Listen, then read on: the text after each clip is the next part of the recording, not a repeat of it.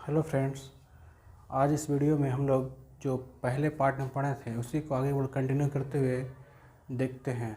तो पिछला टॉपिक हम लोग लास्ट टॉपिक था केंद्रक की खोज। इसमें पढ़ लें हम लोग किसके द्वारा किए गए थे?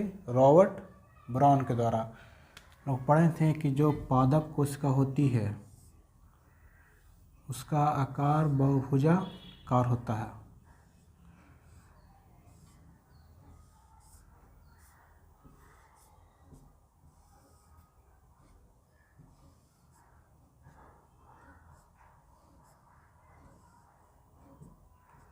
और जो जंतु कोशिका होती है वो समानता गोलाकार होता है या फिर आयताकार होता है। तो इसमें पढ़े थे बीच में क्या होता था? केंद्रक। तो लोग इसकी पढ़ लिए थे। केंद्रक की खोज रॉबर्ट ब्राउन ने किया था। किसने किया था? तो रॉबर्ट ब्राउन ने।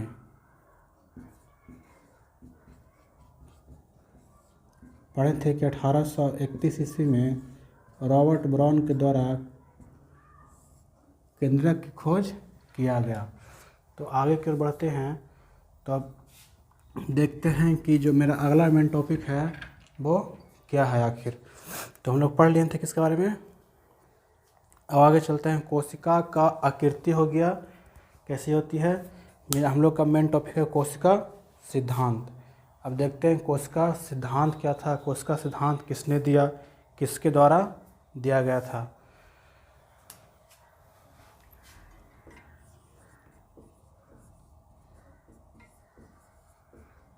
कोशिका सिद्धांत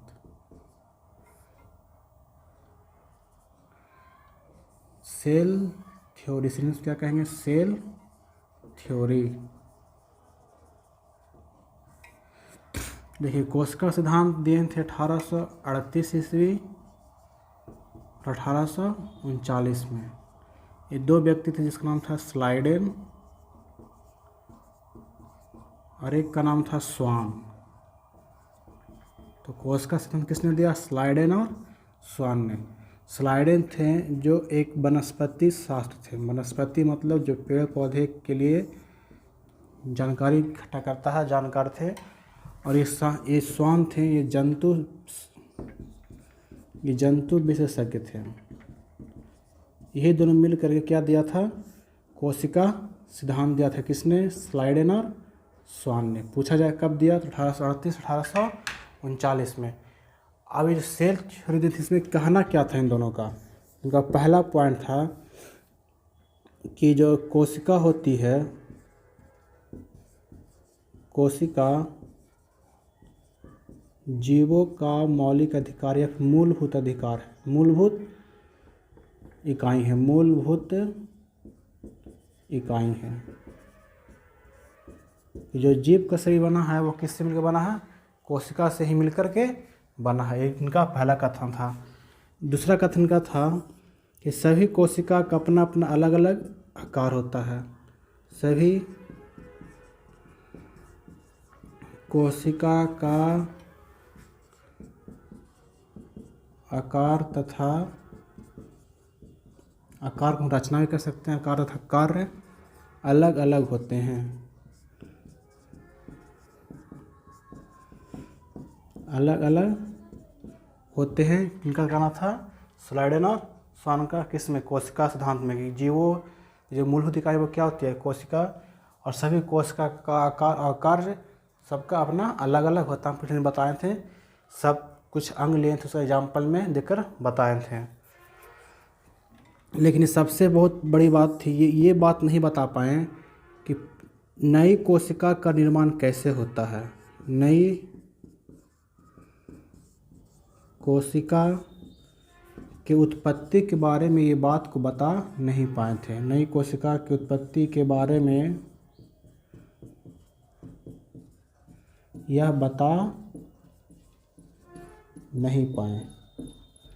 ये नहीं बता पाए कि नई कोशिका की उत्पत्ति कैसे होती है। तो फिर एक और आते हैं वैज्ञानिक जिसका नाम होता है, बहुत से किताब में अलग नाम दिया जाता है लेकिन इनका नाम बिरचाऊ है। फिर कहीं बिरचो भी दिया जाता है। नाम था बिरचाऊ, जो 1855 में एक बात बताए थे।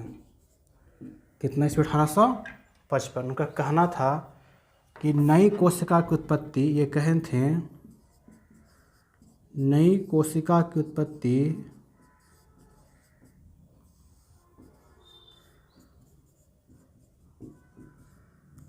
पुरानी कोशिका से होती है, पुरानी कोशिका से होती है। किनका कहना था? तो बिरचाऊ का। तो ये था मेरा सेल थ्योरी जो दिया गया था किसके द्वारा? स्लाइडेन और स्वान। 1838-1839 में स्लाइडेन वनस्पति थे, ये जर्मन वैज्ञानिक थे, ये ब्रिटिश थे, ये जर्मनी के थे और ये ब्रिटिश वैज्ञानिक थे। यह कहना था कि कोशिका जीवों की मूलभूत इकाई होती है। सभी कोशिका का आकार और कार्य अपना अलग अलग होता है, लेकिन मेन बात था ये नहीं बता पाए कि नई कोशिका की उत्पत्ति किससे होती है। तो ये कहे थे कि पुरानी कोशिका जो मरती है उसी से नई कोशिका का निर्माण होता है, बताए थे बिरचाऊ ने 1855 ईस्वी। ये था मेरा कोशिका सिद्धांत। अब आगे की ओर चलते हैं।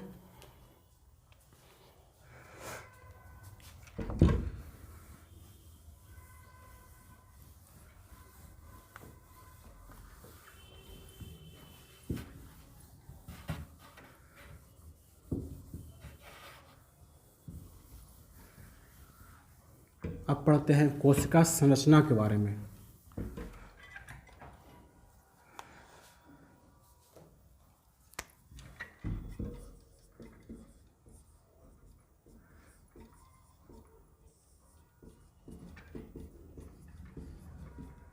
कोशिका संरचना, सेल स्ट्रक्चर।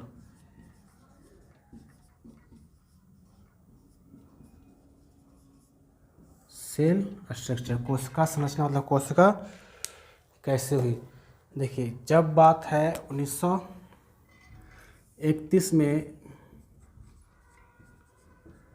या 1932 से 2 वर्षों के अंतराल में एक इलेक्ट्रॉन सूक्ष्मदर्शी का प्रयोग आविष्कार हुआ। किसका? इलेक्ट्रॉन सूक्ष्मदर्शी। इसके आविष्कार करने वाले थे नॉल और रुस्का। ये क्वेश्चन बहुत पूछा जाता है एग्जाम में। इलेक्ट्रॉन और सूक्ष्मदर्शी का आविष्कार किसने किया? नॉल और रुस्का ने इलेक्ट्रॉन सूक्ष्मदर्शी का प्रयोग किया। जब इन्होंने आविष्कार किया तो 1940 में क्या किया गया कि कोशिका को बहुत डिटेल से देखा गया। 1940 ईस्वी में कोशिका का बहुत गहन अध्ययन किया गया। कोशिका का गहन अध्ययन किया गया।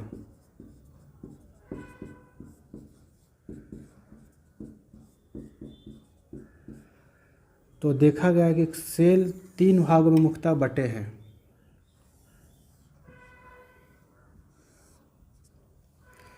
एक का जो पहला का नाम दिया गया वो था कोशिका झिल्ली।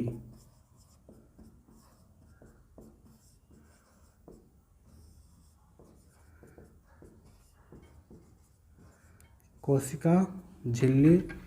एक का नाम देखा गया तो दिखा जीव द्रव। जीव द्रव से कोशिका द्रव यहाँ पे कहते हैं कोशिका द्रव।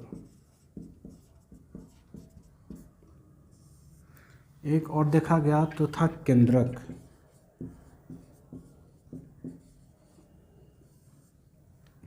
जब गहन से देखा गया तो देखा गया इसमें कोशिका झिल्ली है, कोशिका द्रव है और केंद्रक है। हम बताए थे कि जो केंद्रक और कोशिका ये जो भाग है ये क्या है? कोशिका झिल्ली। कोशिका झिल्ली ये है केंद्रक। इसके बीच का जो द्रव है वो क्या हो गया? केंद्रक द्रव। इसके बीच का भाग क्या कहेंगे? केंद्रक द्रव। ये 3 चीज़ देखा गया। तो हम बारी बारी से सबका अध्ययन करेंगे। कोशिका झिल्ली क्या होती है, केंद्रक कोशिका द्रव क्या होता है और केंद्रक क्या होता है। तो जब इलेक्ट्रॉन सूक्ष्मदर्शी का प्रयोग किया गया, क्योंकि इसमें गुण है किसी चीज़ को 10 लाख गुना बड़ा करके दिखाता है, 10 लाख गुना तक के बड़ा करके किसी चीज़ को दिखाता था। तो यहाँ से पता चला कि कोशिका झिल्ली, कोशिका द्रव और केंद्रक से मिलकर के हमारा कोशिका का संपूर्ण भाग बना हुआ है। तो हम ये बनाए हैं कौन सी कोशिका? पादप कोशिका। इसके बीच में क्या होता है? इस यहाँ हो गया मेरा केंद्रक, तो ये हो गया मेरा, और एक भाग ये है, इसको कहा जाता है कोशिका झिल्ली, ये कहा जाता है कोशिका भित्ति। जो बाहर है वो क्या हो गया? भित्ति, और जो अंदर वो क्या हो जाएगा? कोशिका झिल्ली। तो हम किसके बारे में देखते हैं? पहले कोशिका भित्ति देख लेते हैं, फिर पढ़ेंगे कोशिका झिल्ली, कोशिका द्रव और केंद्रक के बारे में। हमारा टॉपिक है कोशिका भित्ति।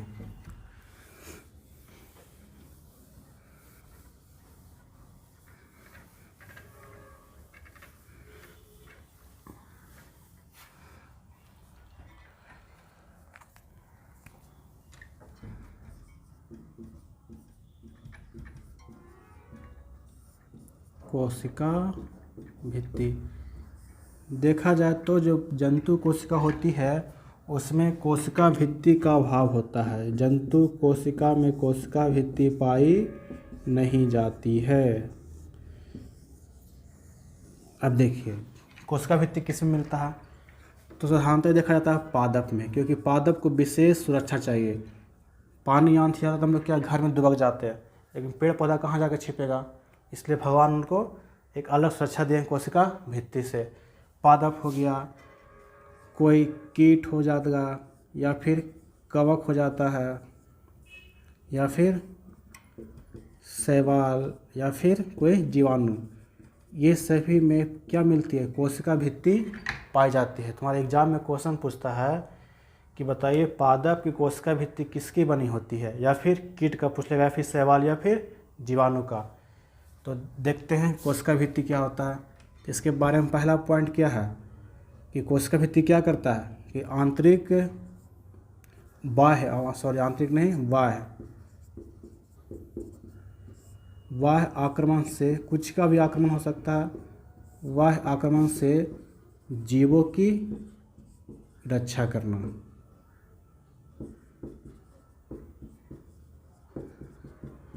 इसका दूसरा पॉइंट हो सकता है कि जब कोशिका में आंतरिक दबाव बढ़ता है तो ये फटने का डर होता है, तो क्या करता है कि बाहर से क्या करता है? सुरक्षा प्रदान करने का काम करता है। दूसरा पॉइंट हो जाएगा आंतरिक दबाव के कारण, आंतरिक दबाव से कोशिका को फटने से बचाता है, कोशिका को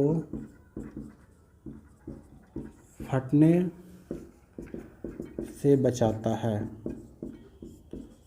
ये इसका दो बड़ा मुख्य काम है। पहला, वायु आक्रमण से जो भी हुआ, जैसे हवा पानी का है, या फिर हम लोग क्या करते हैं जब मन हुआ पेड़ पर मार देते हैं, तो उसका क्या करता है? बचाने का कार्य करता है। फिर आंतरिक जब कोशिका में दबाव उत्पन्न होती है तो क्या हो, फटने का डर रहता है, तो ये कोशिका भित्ति क्या करती है? उसको फटने से बचाता है। अब अगला क्वेश्चन पूछा जाता है, बताइए कवक की कोशिका भित्ति किसकी बनी होती है? तो जो कवक की कोशिका भित्ति होता है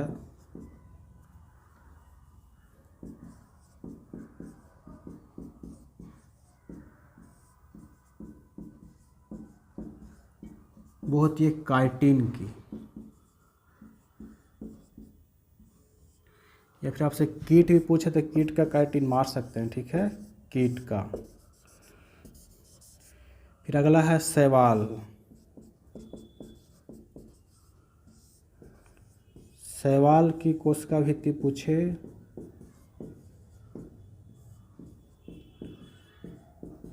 तो क्या होगा? और एक है क्या दिया हुआ? जीवाणु। जीवाणु की कोशिका भित्ति किसकी बनी होती है?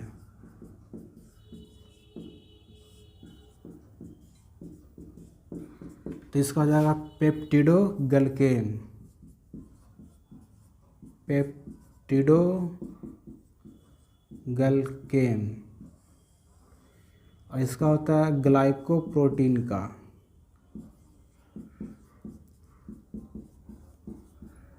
ग्लाइकोप्रोटीन। अब बच गया कौन सा? पादप। तो पादप की कोशिका भित्ति किसकी होती है? सेल्यूलोज की। सेल्यूलोज। या फिर आपको मिलेगा ऐसे, जब इसका डिटेल पढ़ेंगे तो इसमें पैक्टिन रहता है कि पैक्टिन कैल्शियम पैक्टेट या फिर मैग्नीशियम पैक्टेट का होना रहता है। ये दो महत्वपूर्ण है, सेलुलोज और पैक्टिन। तो पादप की कोशिका भित्ति सेलुलोज का और पैक्टिन का। कीट या कवक का पूछेगा तो काइटिन। शैवाल की कोशिका भित्ति ग्लाइकोप्रोटीन। जीवाणु की कोशिका भित्ति पेप्टिडोगल्केन। इसका काम क्या है कि बाह्य आक्रमण से जीवाणु की रक्षा करना, और ये है आंतरिक दबाव से क्या करता है? कोशिका को फटने से बचाता है। यह हो गया हमारा कोशिका भित्ति का पूरा कार्य। अब आगे बढ़ चलते हैं तो यहाँ पर दिन लिखा हुआ कोशिका झिल्ली, जो 3 भाग में बटा था, उसका अध्ययन करते हैं। किसके बारे में? कोशिका झिल्ली के बारे में। हम बता दिए थे कि जो जंतु कोशिका होती है उसमें कोशिका भित्ति नहीं मिलता। कोशिका भित्ति किसे मिलता? पादप कोशिका में झिल्ली भी रहती है, साथ में भित्ति भी रहती है। तो अगला देखते हैं कोशिका झिल्ली।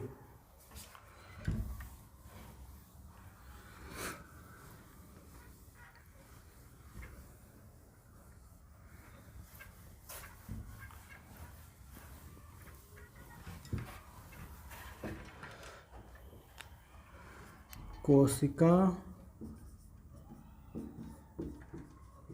झिल्ली, सबसे पहला पॉइंट इसका क्या हो जाएगा?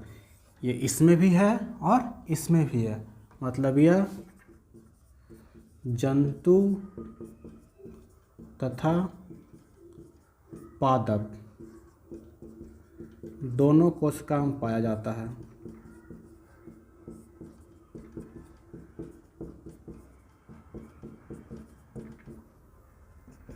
इसका दूसरा पॉइंट क्या हो जाएगा?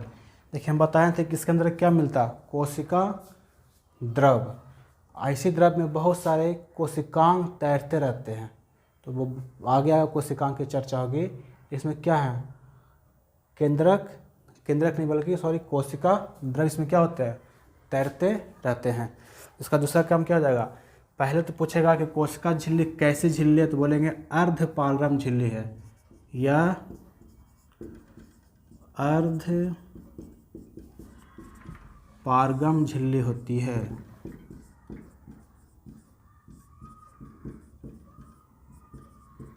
अर्धपारगम मतलब क्या हो जाएगा?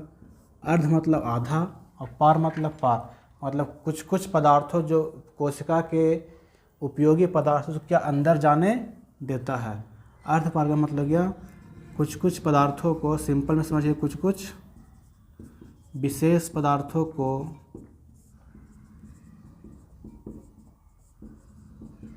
कोशिका के अंदर जाने देता है।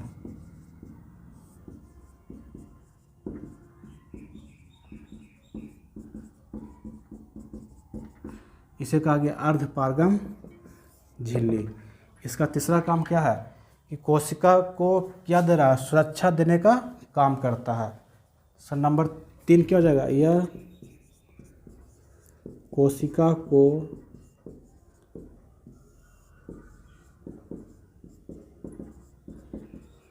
सुरक्षा प्रदान करता है।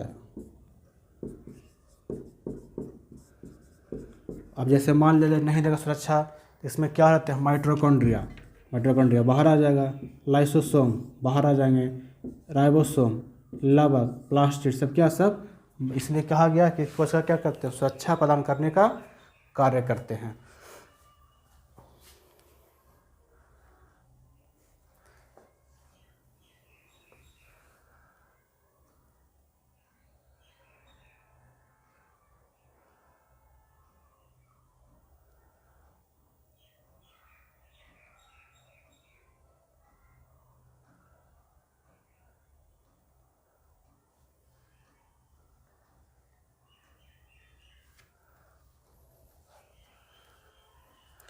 फिर अगर आगे कर देखते हैं, इसमें आपसे पूछेगा कि कोशिका जो झिल्ली वो किसकी बनी होती है।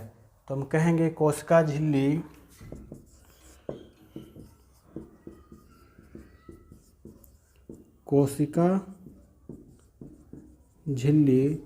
लिपिड तथा प्रोटीन का बना होता है। लिपिड तथा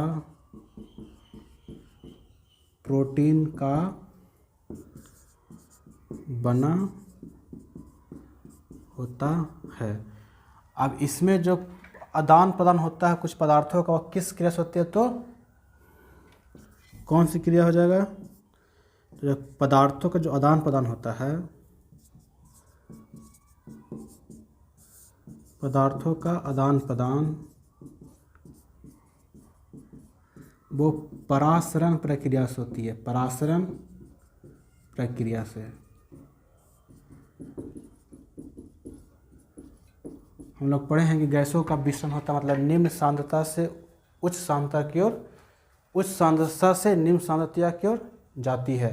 वो होता परासरण। ये होता द्रव्यों में उच्च सांद्रता से निम्न सांद्रता की ओर पदार्थों का क्या होता है, गमन होता है। तो ये था मेरा कोशिका झिल्ली का टॉपिक। जो जंतु और पादप दोनों मिलता है, ये अर्धपारगम झिल्ली होती है। कुछ कुछ विशेष पदार्थों को अंदर या बाहर जाने देता है। किसका मतलब, अर्धपारगम का मतलब यह कोशिका को सुरक्षा प्रदान करती है। अगला टॉपिक लिखा हुआ है, यह लिपिड और प्रोटीन का बना होता है। ये बहुत महत्वपूर्ण है, लिपिड और प्रोटीन। लिपिड मतलब क्या जाता है, हम सिंपल बोलेंगे तो वसा।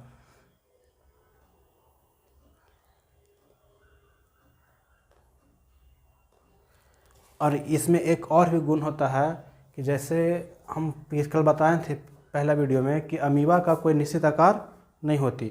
तो झिल्ली क्या होती है, लचीला होता है, जिस कारण क्या करता है, अमीबा अपना आकार बदल लेता है। जैसे देखिए ये हो जाता है अमीबा, मान लिए हो गया अमीबा।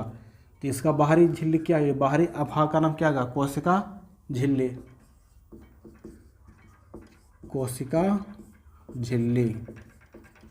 तो ये लचीला होता है, जिसमें क्या करता है कि अमीबा अपना आकार को बदल लेता है और भोजन को, जैसे मान यहाँ पर क्या गया इसका भोजन, तो क्या करता है इस प्रकार से अपना आकार बदलेगा और भोजन को अंदर ग्रहण कर लेता है। तो इसका एक ये भी काम है कि जो एक कोश के जीव है, खासकर अमीबा में, इस आकार बदलने में सहायता करता है, जिस कारण भोजन को क्या करता है अंदर ग्रहण कर लेते हैं। और फिर जब अगले क्लास में मिलेंगे तो पढ़ेंगे किसके बारे में, केंद्रक द्रव। उसमें बहुत सारे कोशिकांग की चर्चा किया जाएगा। केंद्रक द्रव, इसमें क्या कहते हैं, कोशिकांग आपस में तैरते रहते हैं।